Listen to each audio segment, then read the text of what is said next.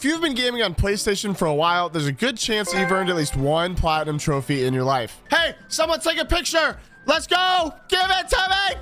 Yeah!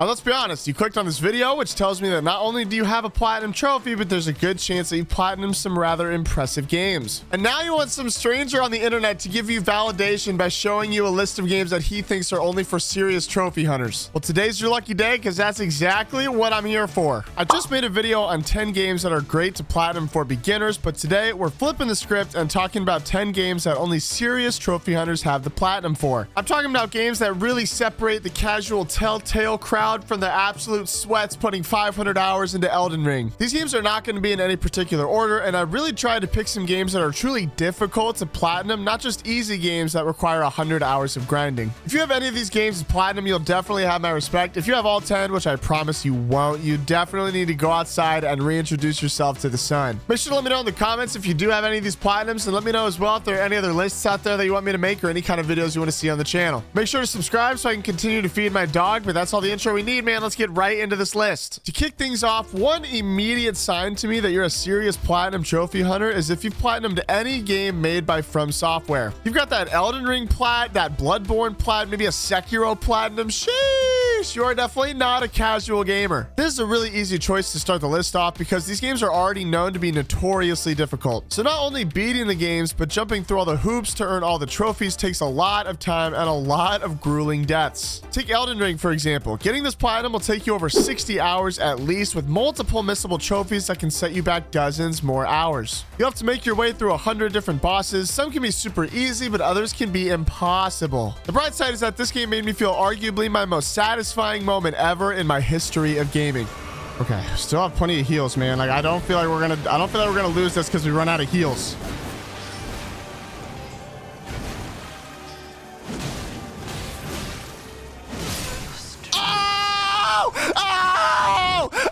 Oh no! Anyway, From Software is kicking off our list. If you have any of those platinum trophies, you definitely have my respect. The second game on our list is another game that really demands a good chunk of time, even though it's a masterpiece to play ever since it got patched. And of course, I'm talking about Cyberpunk 2077. This game is incredible and not a too difficult platinum since you can play it on any difficulty that you like. The reason it made the list today, though, is because there are a ton of missable trophies, and even if you cram it all in one playthrough, it can still take you over 70 hours to do everything you need for the platinum. So again, you can play on the easiest difficulty. It might not be too bad, but it still takes someone with a lot of commitment and dedication to put in the effort and time that it takes to get this platinum trophy. Cyberpunk is 100% worth your time, though. This is probably a top 5 game all time for me after I platinumed it earlier this year, and I put like 80 hours into it. It has a great story. The gameplay is super fun, especially now that the patches have smoothed out the bugs. The DLC is also phenomenal, and I'd highly recommend it. And come on, man, you got Keanu Reeves. How can you not play this game? Cyberpunk has a breathtaking platinum. If you haven't, let me know down in the comments, but it was an easy one to put on this list. The third game I'm putting on here is a super difficult game that is still absolutely worth your time. You get a lot of brownie points with me if you've somehow earned the Celeste platinum trophy. This game is exceptional. I got the platinum for it about a year or two ago. It really is a wonderfully crafted game that deserves all the praise it's gotten. But dang, bro, it is a super tough game. Some of the levels in Celeste feel sadistically hard, especially as you try and do all of the B-sides and C-sides, which are just bonus levels, but man, you have to execute the levels flawlessly in order to complete them.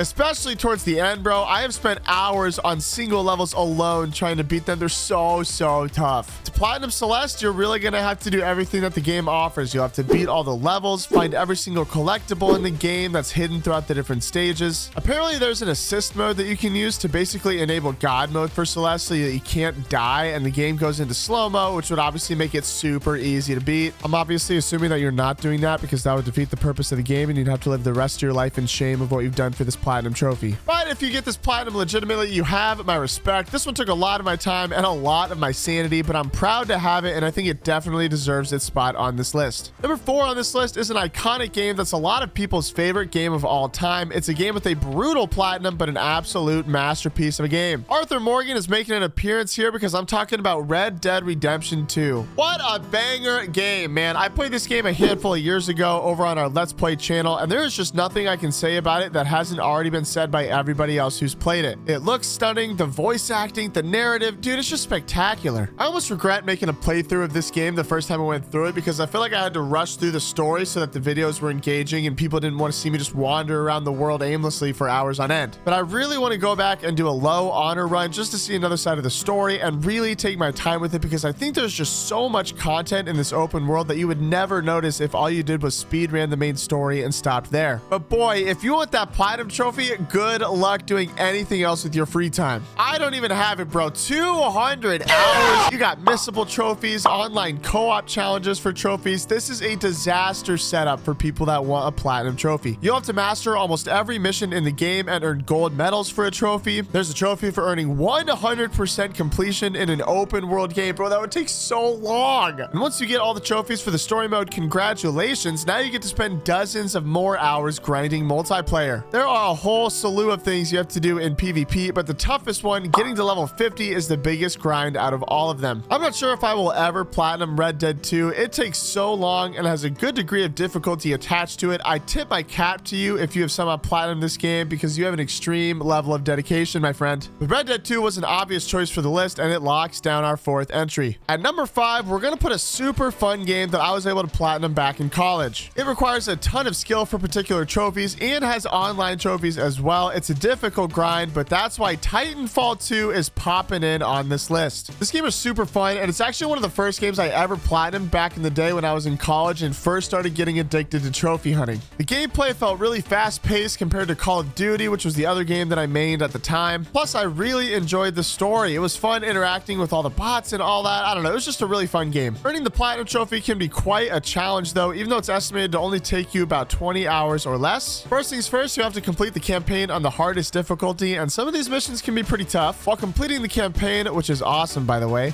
you'll also need to find every collectible in the game, as well as completing random tasks, mainly centered around getting kills in particular ways. The hardest trophy in this game though, and the reason it's on this list, is because of one trophy called Becomes the Master. It's a fun play on words because it's paired with another trophy called the Student, and in that trophy, you have to beat a pilot's time in a gauntlet early on in the game. This is an obstacle course where you have to combine movement with shooting. You make your way through this area while taking down all of the enemies, and you'll get time penalties if you miss any of the bots. The first trophy, the Student, is pretty simple. Most people get it when they run the gauntlet, but the follow-up trophy, Becomes the Master, boy, dude, this is what separates the boys from the men. For this trophy, you'll have to secure a top 3 spot on the leaderboard for the course, beating a time of at least 33.65 seconds. This is almost half the speed of the previous trophy, and the skill requirement just shoots through the roof. You'll have to execute this run almost flawlessly. You'll have to utilize some of the advanced movement in the game, as well as using well-thrown grenades to take down all of the bots. This trophy is insane, probably a top 10 individual trophy I'm the most proud of having. I think getting this trophy so early on in my trophy hunting career is what really got me addicted to the rush you get out of earning trophies in games. If you can earn this trophy though, the rest of them should be a breeze. You'll have some multiplayer trophies and some cleanup in the campaign, and you'll be all set. If you've earned the Titanfall 2 Platinum trophy, you have to let me know in the comments because it is an absolute doozy and you will definitely have my respect. Before we get to the back half of this list, make sure you take a quick second and hit that subscribe button, otherwise you're going to disappoint my dog. Let me know again in the comments if there are any lists you want to see on the channel, or if there are any particular games you want to see me play and platinum and make videos of. I'd love to do that for you. All of that helps the channel and I really appreciate it. But coming in at number 6 is going to be one of my favorite games of all time. It's one of those games that I would sell an organ to be able to erase my memory of so I could experience all of it for the very first time again. It came out over 10 years ago, but it still holds up today. I'm putting The Witcher 3 Wild Hunt here at number 6. I love this game, bro. Everything about it is so good. The world is beautiful. The characters feel real. The story is engaging. It's absolute cinema. I've put well over 100 hours into this game, enjoying the world and playing freaking Gwent, bro. I love Gwent.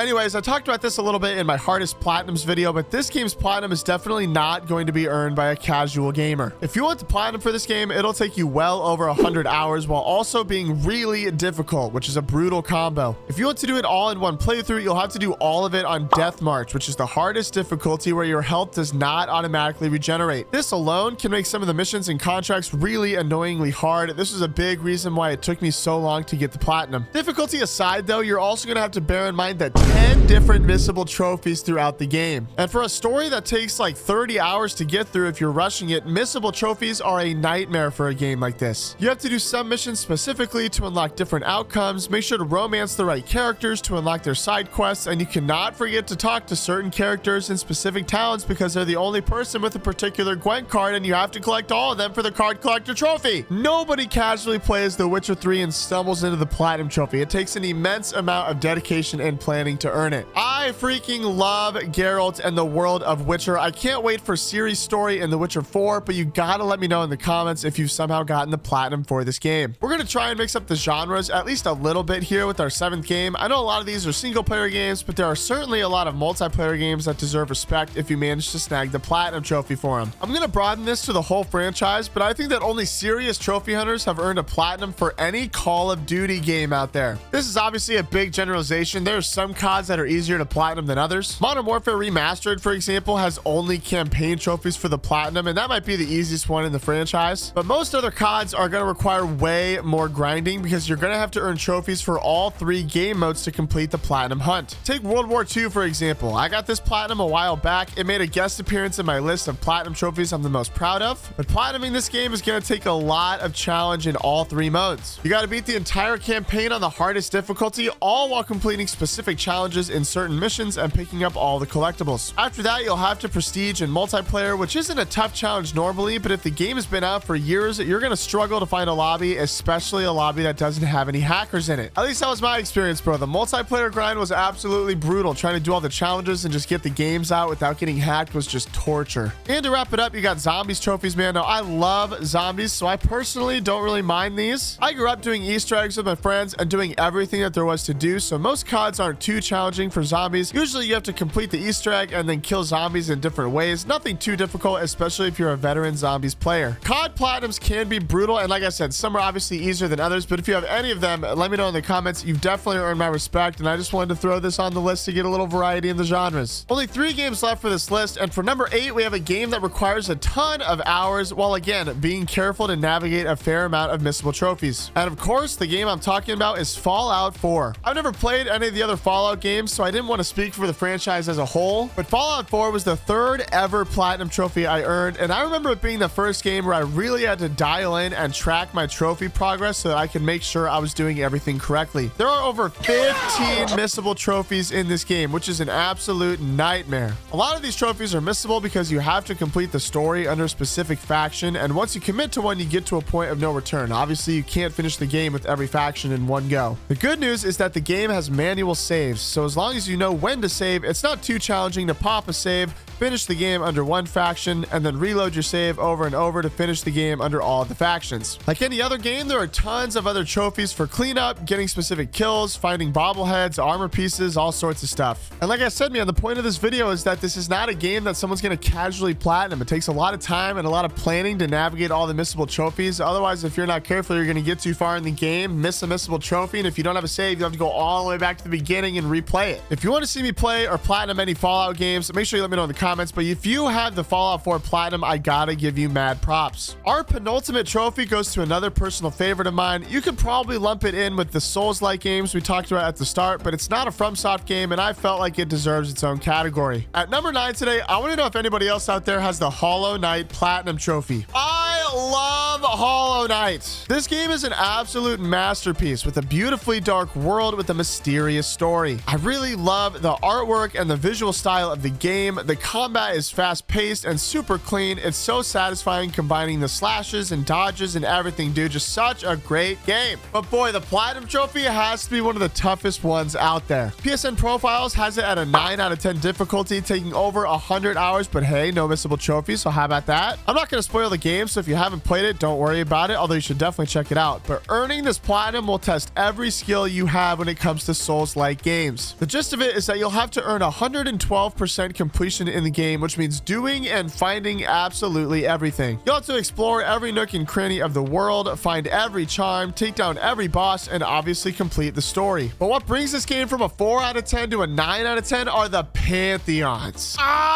These are so hard. Pantheons are these gauntlets where you have to do multiple boss fights back to back, having to defeat numerous bosses in a row without dying. Some of these aren't terrible, but the final Pantheon in the game, which of course you'll have to beat for the platinum, requires you to fight every single boss in the game back to back. We're talking about over 40 boss fights, one after the other, and they progressively get harder. And if you die at any point, you start back over and have to run it all back. What this means is that you could be like 1 hour into your run on one of the final bosses, but if you slip up and die, the run is completely ruined and you just wasted an hour that you'll never get back. It absolutely sucks. But boy, is it one of the most satisfying trophies I have ever earned in my life. This remains one of my favorite games of all time, and I can't wait for Silksong when it finally drops in 2035. If you have this platinum, you have my utmost respect, because this one is only for the most committed of hunters. Number 10, the final entry on our list of platinums that are only for serious trophy hunters, is one that I genuinely don't think you have. Sure, a lot of these games are hard, but this is a game that just came out a few months ago in 2025, and there's just no way you have this platinum. Our final entry on this list is going to go to none other than Blueprints. If you've never heard of this game, you are definitely missing out. This is a wonderful indie puzzle game with a really interesting art style. You play the role of a young boy who inherits a huge estate after your great uncle passes away and left his entire inheritance with you. The catch is that you have to go to his estate and find the 46th room in his 45-room mansion. And at the end of every day of your exploring, you have to leave the property, leaving the mansion, which resets completely, and the next day you'll have to try again completely from scratch. It's an awesome roguelike that plays really similar to Betrayal at House on the Hill, if anybody's ever heard of that game. You open doors one at a time from the entrance, trying to find different rooms that help you get closer to the end, all while trying to solve the dozens of puzzles that exist in this game that all reveal the secrets behind the property and the mysterious circumstances of some of the royal family. It's an amazing game, but I have put like 50 hours into it and I have 2 trophies. I haven't looked up a guide because I didn't really want to spoil the game for myself, but some of the trophies that this game requires just seem downright impossible. I won't spoil the game for you and get into the details of it, but I finally beat the game after putting almost 40 hours in, and beating the game only got me my first trophy of the game. There are still over a dozen other trophies out there that I have to get, bro. All of them have to do with puzzles and different challenges and feats, and it's just insanity. I am very committed to getting the platinum trophy though. It's a super fun game, especially if you're into a slower puzzle adventure type of game. If you drop in my comments that you have this platinum, I will just not believe you. You're either going to be a hacker, a cheater, or you're just full of it. I would definitely recommend checking it out though. Blueprints is a great game and rounds out our list at number 10. And there you have it. 10 games that only serious trophy hunters are going to earn. How many out of these 10 do you have platinumed? I definitely don't have all of them, although I will definitely get that Blueprints platinum one of these days. I hope you enjoyed the video. Please let me know what you think down in the comments. I really want to make these videos as entertaining as I can for you, and I'm working really hard on the other side of your screen, so please give me some feedback. Make sure to hit that subscribe button so that YouTube can help me feed my dog, but I think for now I'm going to get to work on platinuming Ape Escape for the PS1. Thanks as always for watching, but for now that's all I got for you. I hope you know that Jesus loves you, and so do I. We'll see you in the next one.